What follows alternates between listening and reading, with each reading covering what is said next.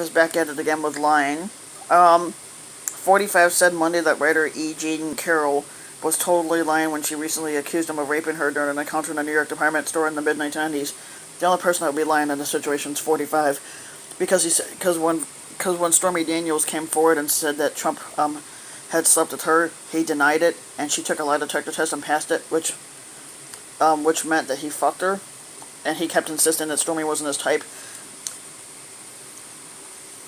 So basically, Stormy told the truth and he didn't. Now, all we can do is hope that E. Jean Carroll will take a lie detector test and hope she passes, and then it would prove that 45 isn't that great as everybody thinks he is. In an exclusive interview with The Hill, the squatter vehemently denied the allegation just hours after Carroll detailed the alleged incident during a cable news interview.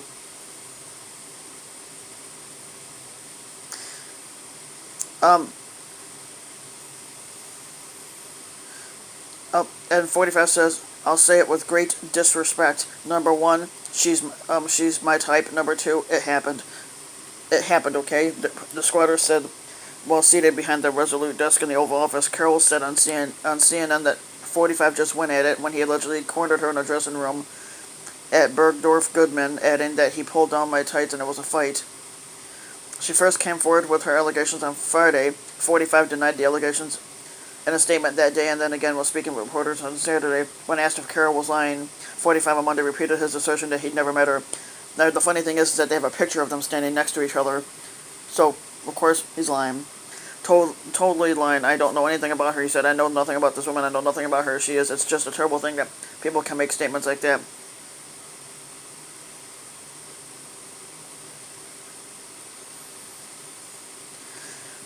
She says, "I loved it. I'm not his type," Carroll said in an interview on CNN, responding to 45's comments shortly after they were published.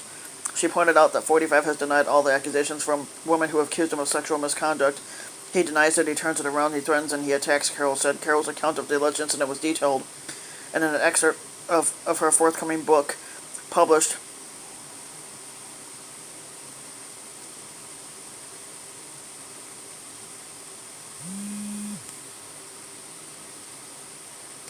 The excerpt included a photo that identified Carroll, 45, his then wife Ivana Trump, and Carroll's then husband John Johnson attending the same party around 1987. 45 dismissed the photo on Saturday, telling reporters, "Standing with my coat on and a line, give me a break with my back to the camera, I have no idea who she is." Carroll, a longtime advice columnist for Elle magazine, alleged in her book that she ran into Trump, or 45, at Bergdorf Goodman in New York City during the fall of 1995 or spring of 96. The two recognized each other, and 45 asked for advice on purchasing a gift for a woman, according to Carroll. After she suggested buying a handbag or a hat, Carroll claimed that 45 turned his attention to lingerie. The two joked that the other should try the clothing on before they eventually made their way to the dressing room, she said in her account. Once inside, 45 allegedly lunged at her, pushed her against a wall, and kissed her before pulling down her tights and raping her. Carroll wrote that she fought Trump off and then ran out of the dressing room. She said the alleged incident lasted no more than 3 minutes, probably because 45 couldn't keep it up for more than 3 minutes.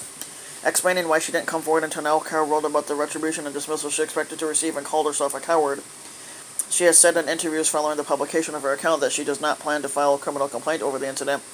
More than a dozen women have accused 45 of sexual misconduct since he started his squatterole campaign in 2015. The alleged incidents have spanned decades. Tape emerged in October 2016 of 45 bragging on the set of Access Hollywood in 2005 about groping and raping women without their consent. 45 has denied all allegations of sexual misconduct, and the White House has said that the women accusing him are lying. Technically, he's the one lying, not them. In Monday's mid-ranging interview with The Hill, the squatter touched on topics including everything from the Federal Reserve to the U.S. women's national soccer team. Asked about rising tensions with Iran, 45 said he has the authority to take military action against the nation without congressional approval. I don't think that's true. On that part, anyway. But we've been keeping Congress abroad of what we're doing, and I think it's something they appreciate. He said, "I'd like to keep them abroad, but I don't have to do it legally. We were pretty close to maybe making a decision to strike, then I decided not to do it. Nobody went out by that way. I was going to make that decision by a certain time, and I decided not to do it because it wasn't really proportional," 45 said. He also weighed in on the 2020 campaign, saying he hopes Democratic frontrunner, former vice president, does very well, but he thinks there's something going on in the brain of his, in that brain of his. Something's going on with 45's brain, and it's not thinking properly. How he doesn't get President Obama to endorse him, there has to be some reason why he's not endorsing him. The squatter said he was the vice president. They seem to have gotten along. And how President Obama's not endorsing him is a rather big secret, 45 mused, adding. Then he goes and lies and says, I asked the president not to endorse me, give me a break.